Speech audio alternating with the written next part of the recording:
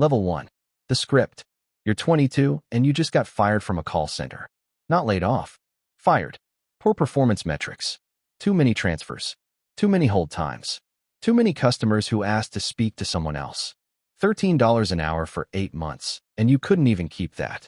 You owe $9,000 in credit card debt, and your rent is due in 11 days, and the severance is 1 week's pay, which is $520 before taxes.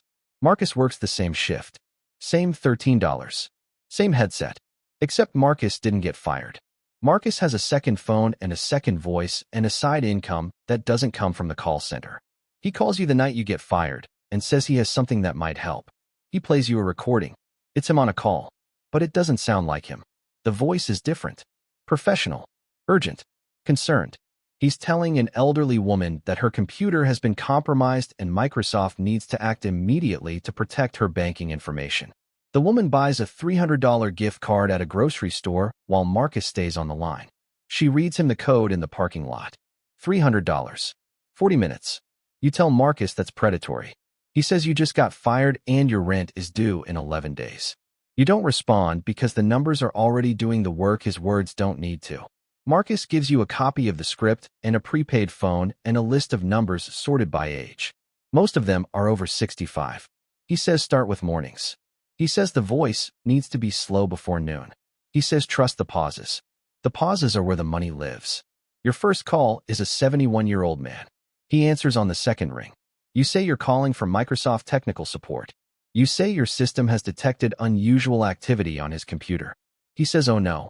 You hear the worry, and the worry is where the voice does its work. You walk him to a gift card. $200. He drives to the pharmacy. Reads you the code. You hang up. $200. Your hands are shaking. The man's voice saying, oh no, is still in your head. You make 3 more calls that week. 2 convert. $800. Marcus checks in after each one. He says you're a natural. He says the call center trained you for this, and he's right. The call center taught you how to control a conversation, how to sound like you care, how to move someone toward a resolution. The call center just didn't know what it was training you for. Your dad calls on Sunday like he always does. He asks about the call center. You say fine. You don't tell him you got fired. Last Thanksgiving you set up his laptop at his kitchen table. You told him if anyone ever calls saying his computer has a virus, hang up immediately. It's always a scam. He wrote it on a sticky note and put it on his monitor. Hang up. Always a scam. Your handwriting. Your warning. About you. 3 months. $4,200. The voice is better now. Smoother. You keep a notebook. Call duration. Amount. Conversion rate. Tuesday mornings convert best. The voice needs to be slower before noon. Gift cards work best at 300 or below. Above 300, the hesitation rate doubles. You're optimizing a system, and the system runs on your voice, and your voice is getting better at being something it shouldn't be. Marcus checks your numbers every week. He says you're converting at 15%. He says that's higher than he was at 3 months. You don't feel like a natural. You feel like someone pretending. But pretending is the entire skill, and you've been pretending at the call center for 8 months, so the transition was shorter than it should have been. Your dad calls the following Sunday. He tells you about a show he watched. He asks if you've eaten. He says he worries. You say don't worry, Dad. The voice you use on your father is the same voice you use on every number on the list. Warm. Reassuring. Under control. The only difference is one voice is real and one isn't. And you're losing track of which is which. Level 2. The remote. Marcus teaches you remote access. He's been doing it for 6 months already. The script changes. You don't ask for gift cards anymore. You tell the victim you need to connect to their computer to remove the threat. You walk them through downloading a program. They click allow. Now you're inside. Their screen is your screen. You see their desktop, their photos, their browser, their banking login. You open a fake scan that says removing threats with a loading bar. The loading bar is a distraction. While they watch it, you open their bank in a background window and transfer money to a prepaid card linked to a crypto wallet that Marcus set up. Marcus handles all the cash-out infrastructure, the wallets, the cards, the conversions. You handle the voice. He handles the money. That's the separation. If one side gets caught, the other stays clean. Those are Marcus's rules. The first bank account you access belongs to a 68-year-old woman. $14,000 in checking. You take $500. She doesn't notice for 11 days. The trail is cold by then. The money went through 4 steps, and each step erases the one before it. The second time is easier. The 5th time is routine. By the 20th, you've stopped looking at the balances as anything other than numbers. You don't think about what $14,000 means to a 68-year-old. You think about what 500 means to you. And 500 means the rent is closer to paid and the voice keeps working. The calls blur together. The voices blur together. You stop hearing individuals. You hear patterns. The gasp when you say compromised. The pause when you say banking information. The relief when the fake scan says threats removed. The thank you at the end. Always a thank you. You're robbing them and they're thanking you, and the distance between those two facts is a loading bar on a screen. You develop a routine. Calls from 9 to 1. Transfers from 2 to 4. Evenings are for converting prepaid cards to crypto. You eat dinner at your desk. You don't go out much because going out requires answering the question, what do you do? And the answer requires a voice you haven't rehearsed yet. 12 to 18,000 a month. You move into a 1-bedroom apartment. 2 monitors on a desk. One shows what the victim sees. One shows what you're doing behind it. Marcus never comes to your apartment. You never go to his. The separation. Your dad calls on Sunday. He asks about the call center. You say you got promoted to a remote position. He says that's great. He says he's glad the hard work paid off. You say yeah. He says your voice sounds different. More confident. He means it as a compliment.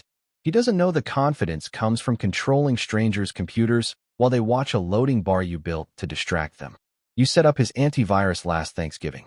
You sat at his kitchen table and you showed him how to close pop-up windows. You told him if anyone ever calls saying your computer has a virus, hang up immediately. It's always a scam. He said okay. He wrote it on a sticky note and put it on his monitor. Hang up. Always a scam. Your handwriting. Your warning.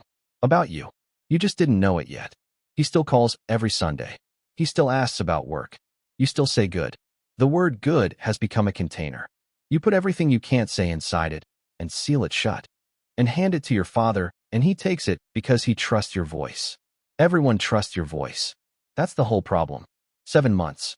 $112,000. Over 300 computers accessed. You've never met a single victim. Only heard them. And the voice on their end, your voice, is the last voice they trusted before they lost their money. Level 3. The floor. Marcus wants to scale. He rents a 3-bedroom apartment and turns the living room into a call floor. 12 desks. 12 phones. 12 headsets. He hires callers through encrypted job boards. You write the training manual. 43 pages. The opener. The fear. The trust. The close. Exact wording. Exact pauses. Exact tone instructions. You train each caller personally. You sit beside them for their first 10 calls. You listen through a splitter. You correct their pacing. You tell them to slow down during the fear section. You tell them to never rush the close. You tell them the voice is the product. Not a fix. Not a service. A voice that sounds like it belongs to someone who cares. Marcus runs the floor. Daily operations. Schedules. Target lists. Cash outs. You handle the script and the training. Marcus takes 60% for running the infrastructure. You take 40% for building the system that makes it run. The floor does 80 to 100 calls a day. 12% conversion. Average take per conversion is $600 to $1,200. 60 to 90,000 a month. You listen to call recordings every night. Quality control. You flag callers who rush the fear section. You flag callers who sound bored during the trust section. You write notes in the margins of their scripts. Slow down here. Pause longer here. Say her name. People trust the voice more when the voice says their name. You've turned empathy into a manufacturing process, and the factory floor has 12 stations, and each station produces the same product. A voice that sounds like it cares. One of the callers gets a man on the line whose wife died 2 weeks ago. The man says the computer has all their photos. His voice breaks on the word photos. The caller takes $1,600 from him across 2 gift cards. He tells Marcus and laughs. Marcus laughs too. You don't laugh. You go home and sit in the dark, and the word photos is in the room with you, and it doesn't leave until morning. Marcus is getting careless. He uses his real phone for floor business. He deposits cash into his personal bank account. He drives a car he bought with money he can't explain. He takes callers out for drinks. He talks too loud. You tell him to be careful. He says relax.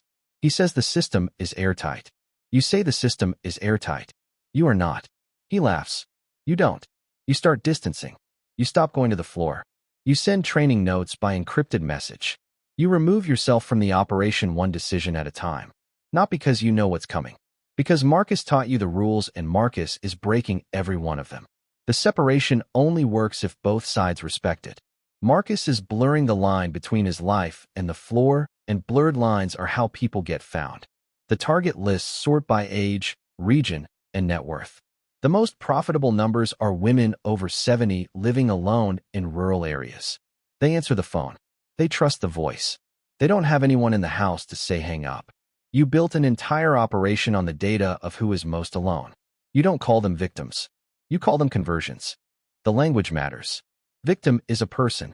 Conversion is a number. The language is how you survive doing this every day. Your dad calls on Sunday. He says he's been watching cooking videos on the laptop. He figured out bookmarks. He sounds proud. The call lasts 9 minutes. It's the only call all week where the voice on both ends is real. The FBI Cyber Division sends an undercover agent who answers one of the floor's calls. The agent downloads the remote access software on a monitored device. Every keystroke logged. Every transfer traced. Every word recorded. The call lasts 34 minutes. The caller follows your script perfectly. The script works. That's the problem. Level 4. The disconnect. They come for Marcus at 5:50 a.m. on a Wednesday. Not for you. For Marcus. His apartment. His floor. His phones. His desks. His cash. The FBI traced the cash-out infrastructure. The prepaid cards. The crypto wallets. The bank deposits. Every trail led to Marcus because Marcus ran the money, and the money is what the FBI follows. Your name isn't on any of it. No wallets. No cards. No deposits. No lease on the floor apartment. The separation held. Marcus got caught. You stayed clean. That was the plan. Marcus is indicted on 46 pages of federal charges. Wire fraud. Computer fraud. Conspiracy. Aggravated identity theft. Money laundering. 614 victims across 26 states. Average age 71. Marcus is the face on the indictment. Your script is in the evidence, but your name isn't on it. You wrote the words that took the money, but the words don't have a signature. You watched the court proceedings on a local news live stream from your apartment. 13 victims submit impact statements. A woman named Dorothy is 77. She lost $8,000 in 2 calls. She stopped answering her phone after that. All calls, including her daughter's. She missed her granddaughter's birthday call because she was afraid the voice on the other end wouldn't be real. She reads from a paper at the podium and her hands shake, and she says, "I used to love talking on the phone." Marcus takes a plea deal. 8 years federal. $1.2 million in restitution. He doesn't name you. He doesn't cooperate against you. He takes the full weight because Marcus has rules, and one of the rules is you don't give up the other side. The last thing he says to the judge is, "I understand." Nobody comes for you.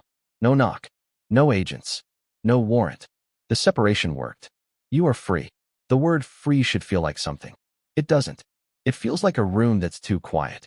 You stop making calls. You don't build a new floor. The operation dies the day Marcus gets arrested, and you let it die because the only person who knew your role is sitting in a federal facility, and he's not talking. You get a job driving deliveries for a restaurant. $9 an hour plus tips.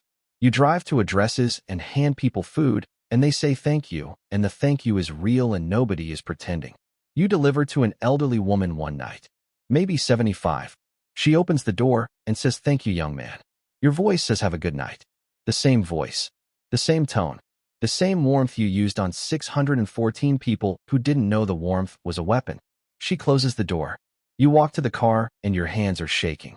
Not because of what you did, because of how easy the voice came back. The voice is muscle memory.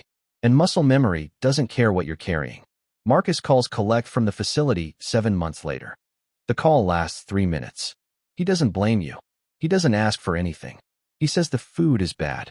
He says 8 years is a long time. You say, "I know." He says, "No, you don't." And he's right. You don't. Because you're standing in a kitchen holding a phone that isn't tapped, wearing clothes you chose, eating food you can taste. Marcus is doing 8 years for something you built together, and you are doing nothing for it. You hang up and you stand in the kitchen, and the kitchen is quiet, and 8 years is 2,920 days, and Marcus is counting every one of them, and you are counting none. Your dad calls that night. He says he got a weird call today. Someone saying his computer had a virus. He says he hung up right away. He says he remembered the sticky note. The one you wrote at Thanksgiving. Hang up. Always a scam. Your note saved him. Your handwriting. Your warning. Protecting your father from an industry you helped build. The sticky note is still on his monitor. The script is in an evidence room with Marcus's name on it. Your name is nowhere. The voice is still out there. Someone is reading your words to someone else's father right now. You can't stop it. You can't unwrite what you wrote. You can't unspeak what you trained 12 people to say. The sticky note is still on his monitor. The voice is still in your mouth. And free is just another word for the person who didn't get caught.